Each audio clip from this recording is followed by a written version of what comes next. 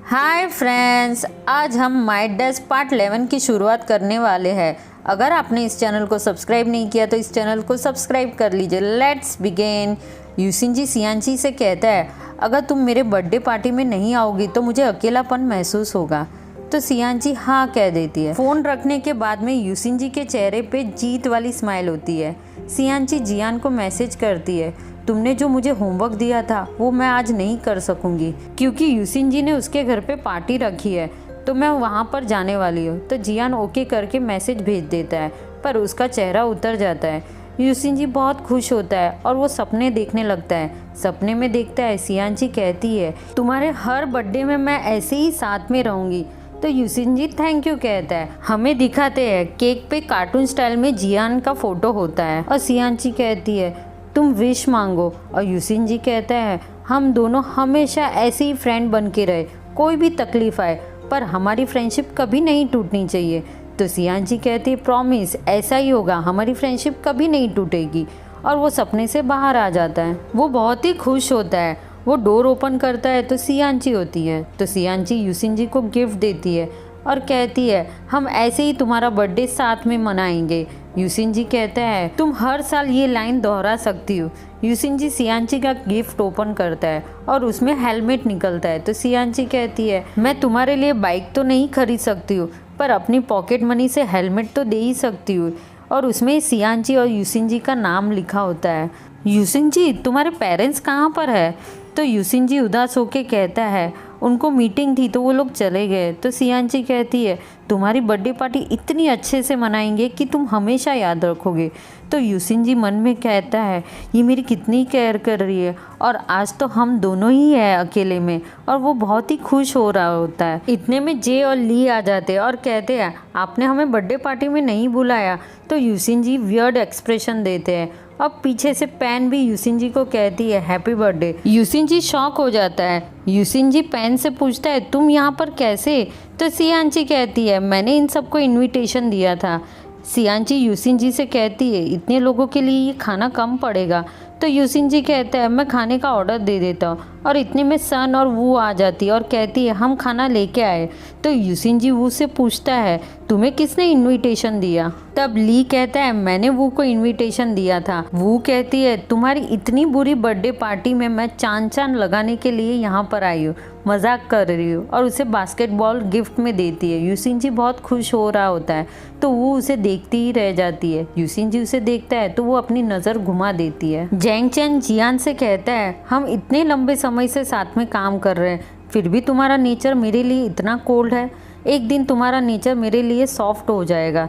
तो जियान कहता है, ज़रूर, तुम मेरे टच में रहना। सियांची यूसिनजी को क्राउन पहनाती है तो यूसिनजी सबको थैंक यू कहता है। इतने में पैन यूसिनजी के पीछे से आती है और कहती है, तुम इसी तरह हमेशा हर बर्थडे हमारे साथ में मनाओगे ना यूसिनजी?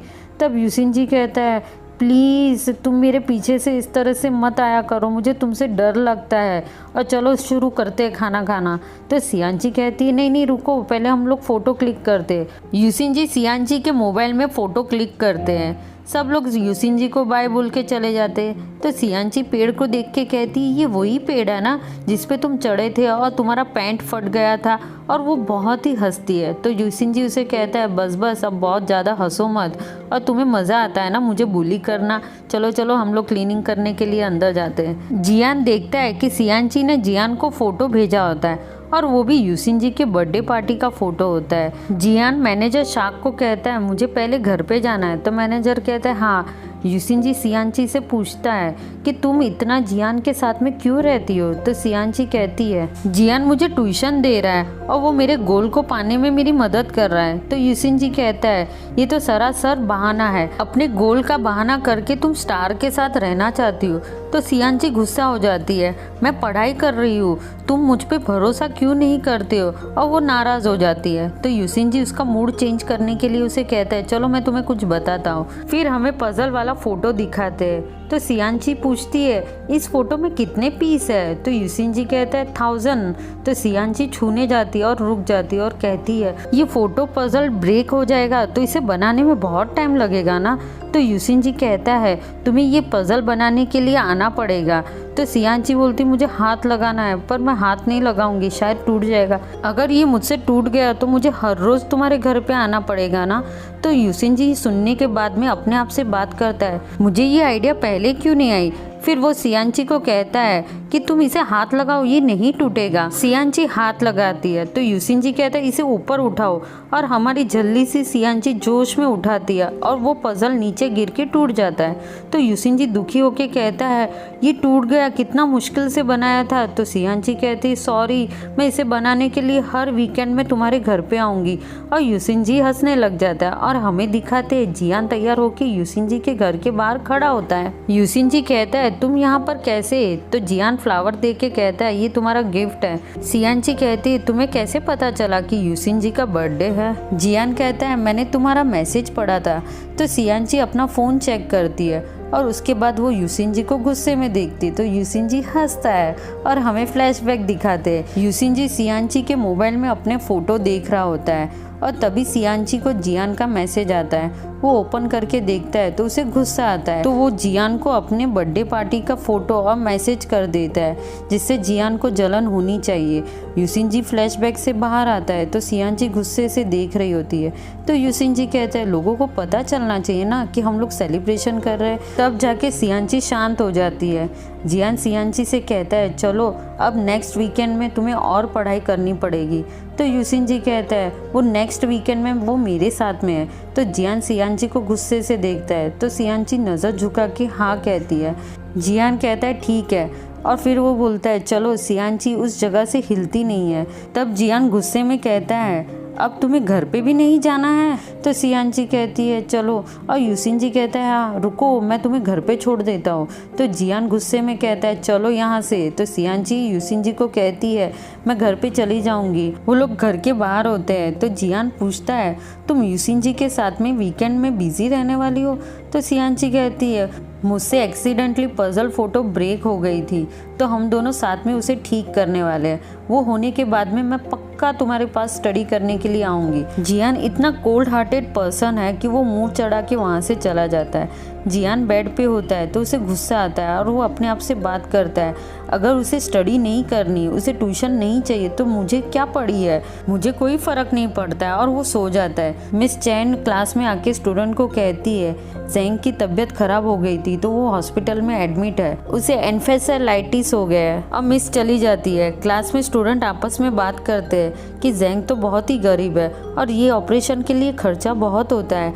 जियान इतनी चैरिटी करता है, वो तो हीरो है, तो वो ज़ेंग की मदद नहीं कर सकता है। हमारी तरफ से ज़ेंग को जितनी भी हो सके मदद कर सकते हैं उतना करते हैं। अब पहला डोनेशन मेरी तरफ से है। सब लोग कुछ ना कुछ देते हैं। फिर जियान 200 येन देता है तो कुछ स्टूडेंट बातें करते हैं इतना बड़ा एक्टर है और सिर्फ 200 येन दे रहा है। उसके बाद में क्रिटिसाइज करते हैं। सियांची को बहुत ही बुरा लगता है। जगह जगह जियान को स्टूडेंट लोग इग्नोर करते हैं। सियांची सब स्टूडेंट का रिएक्शन देखती है और जियान को कहती है तुम जो भी करोगे वो मैं तुम्हारे साथ में हूँ। तो जियान कहता है मेरे साथ में काफ़ी टाइम ऐसा कुछ ना कुछ होता रहता है, मुझे इसकी आदत हो गई है। तो सियांची उदास होकर लाइब्रेरी में बैठी ही रहती है।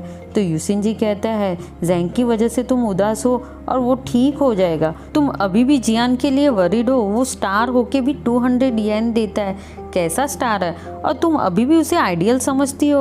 और सियांची रोने लगती है और कहती है मेरा एक्स डेस्कमेट हॉस्पिटल में है, वो बीमार है और मेरा अभी का डेस्कमेट के बारे में सब लोग क्रिटिसाइज कर रहे हैं और सब लोग जियान को जज कर रहे हैं। यूसिनजी कहता है मत रोना। तो सियांची कहती है तुम सब मेरे फ्रेंड हो, मैं अपसेट हूँ। जियान भी ये सारी बातें सुन लेता है। जियान सियांची के सर पे हाथ रख के कहता है सब ठीक हो जाएगा, तुम टेंशन मत लो, और सारी परेशानी का हल निकल गया है। तो सियांची हंस के कहती है सच में। थोड़ी देर के बाद मिस चैंग स्टूडेंट को ज़ेंग की मम्मी का मैसेज दिखाती है।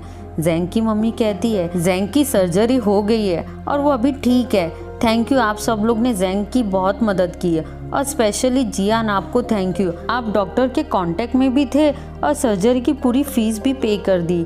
और ये सुनने के बाद में सारे स्टूडेंट क्लैप करना शुरू कर देते हैं। स्टूडेंट आपस में कहते हैं जियान इतना भी बुरा नहीं। मिस चैंग पूछती है यूसिनजी कहाँ पर है, उसने क्लास फिर से स्किप की। लेक्चर ख़त्म होने के बाद में स्टूडेंट्स जियान से सॉरी कहते हैं, हमने तुम्हारे बारे में बहुत भला बुरा कहा। इतने में स्पीकर में से यूसिन जी की आवाज़ आती है और वो रोते रोते जियान की तारीफ वाली चीट पढ़ रहा होता है। सब स्टूडेंट ने उस चीट पे जियान के बारे में अच्छी बातें लिखी होती है। वही यूसिन जी पढ़ रहा होता है, जैसे जियान का दिल बड़ा है, वो अंधेरे में रोशनी जैसा है। जियान वू से पूछता है रेडियो स्टेशन कहाँ पर है। यूसिन जी जियान के बारे में पढ़ रहा होता है और इतने में जियान आके सब फैन को थैंक यू कहता है और रेडियो बंद कर देता है। और इस तरह से पार्ट 11 का एंड हो जाता है। Bye bye.